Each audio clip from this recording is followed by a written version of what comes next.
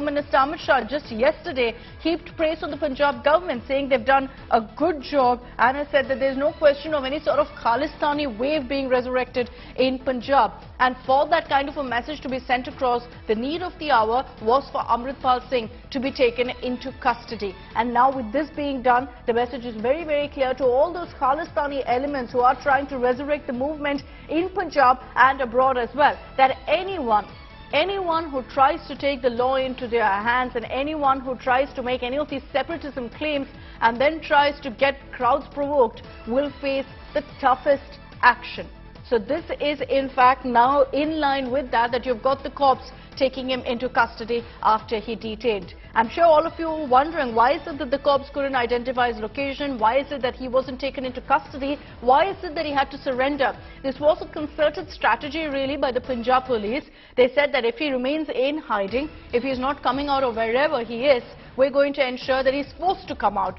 So they ensured that by consistent pressure on his family members, his aides and anyone at all who backed him, with multiple cases as stringent as the NSA being slapped against several of them, Amritpal Singh has essentially been forced to come out of hiding. He was weeded out with this strategy that the Punjab police employed in ensuring that there is no sort of backing, no support system that remains on ground for Amritpal Singh. It's been in fact a massive manhunt, a massive operation that's lasted for over a month.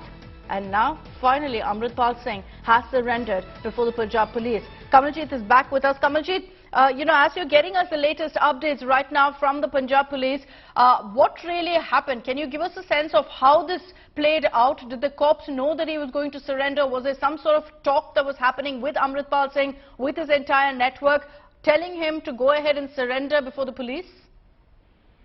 See, the manhunt has been going on for well over a month. On 18th of March, that is when the first time police was actually chasing him rather than surrendering, and even that was anticipated. In fact, by 28th of March, they said that he had actually run out of options, but then obviously he managed to give them a slip time and again. But his entire support system collapsed when those who were close to him were eventually arrested. At least 9 of them were taken to Dibrugarh, slapped with NSA. There's been some sort of a hue and cry over that, but mostly we did not see any sort of support system on ground. The sort of resonance he may be anticipating he would have, that is something which he did not find. And that is why it seems that he seemed to simply run out of option, maybe because of money, because of any sort of a digital trail. He was obviously on the run for almost a month. So there must be people who would have supported him for a bit, but obviously he was running out of options. And this is where Punjab police who really waited it out. And let me tell you that why it has taken longer than usual is because Punjab police was very clear. They did not want to fire a shot at him. There should be no encounter. Was the direct instructions coming in from DGP and the rest of the top officers.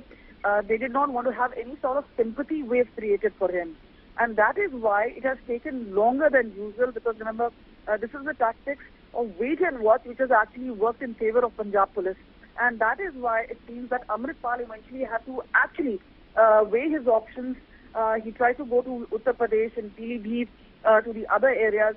And what we've been told is that even if he wanted to go to Nepal, the government of India as well as the police had already conveyed that if there's any sort of information of a fugitive, Nepal should work on it. And obviously, the options that he had was that there was an alert. Punjab police actually spent its teams right across much of North India, right from Calcutta, about Goa. They were obviously Uttar Pradesh, Himachal. So everybody else was roped in. So this was a mega operation which was carried out.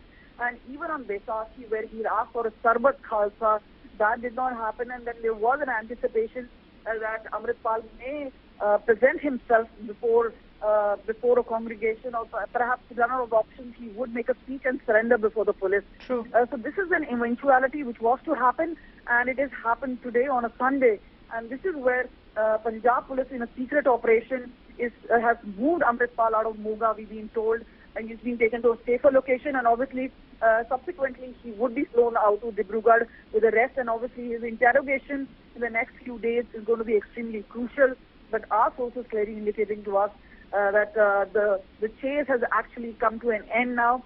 Amritpal had led Punjab Police on a wild goose chase, and remember, over a month now, they have been on a very high alert, and sources now indicate to us that the time has been up for Amritpal, and eventually he had to surrender before Moga Police. True, and you know what you're telling us, Kamaljeet, is that it's confirmed at this point, or at least a given, considering how the investigation has been moving forward and all of his aides have been moved to Assam, that Amritpal also could be taken to Dibrugarh? Well, sources indicate to us, because this was a decision which was taken. You know, these are troublemakers, and that is why it was anticipated that those who have been instigating people in the name of Khalistan and giving provocative speeches, now there are several cases slapped against him, including, you would remember, the Ajnala case, where he had stormed into the Ajnala police station. The rural police had to actually convince a whole lot of other people to actually back off. There was a lot of criticism coming in the way of Punjab Police as to where they were handling. But time and again, Punjab Police said they did not want any sort of escalation and did not want any sort of sympathy to be created for Amritpal, because this was an anticipation that there could be a lot of people coming in support for the Sikh preacher. That actually did not happen, and that is something that Punjab Police had weighed in on. Again, they didn't want that he should be tagged as Bhinderwale too. Remember, Bhinderwala in his death in 1984 was the one who actually created militancy post his death. There was a lot more resonance. So this was a tactic which was put in place. They ensured that he had actually run out of options, and this is the time that Amritpal now is being taken to a secret location, and then obviously he would be subsequently flown to Dibrugarh in some time from now. But look at the optics, Kamaljeet. You know, there will be questions about why he wasn't arrested, why he had to be detained, but you have made it very clear for us that that's because of a concerted strategy by the Punjab Police. This man was constantly glorified. The Khalistani network made it out to seem that it was, you know, one man versus the entire police force, and he was winning this battle. Today he's been forced to surrender, so anyone who tried to make him out to be, you know, a Bhindranwale 2.0 will have to eat their words now. You know, this is something even Amritpal was quite aware as to how things were panning out for him. One thing was that he said he's not scared of arrest. He subsequently also said that he's not afraid of dying. So he knew that his statements would actually reveal. And remember, I had interviewed him way earlier, and I talked to him as to what his motive really was. He was very clear. He said that, you know, I'm trying to ask for Khalistan within the domains of Indian Constitution. He did not think he was doing anything provocative, but he did know that there would be some sort of an action taken. So the moment the police actually went on a chase behind him, he managed to give them a slip. So he was actually aware that perhaps the police would close in on him, and that is why the tactics were put in place, and obviously he had an escape route. And that is why, with the help of Papal Preet, he'd been managing right across to several states, neighboring states in Haryana, and then there was Delhi, then Uttar Pradesh.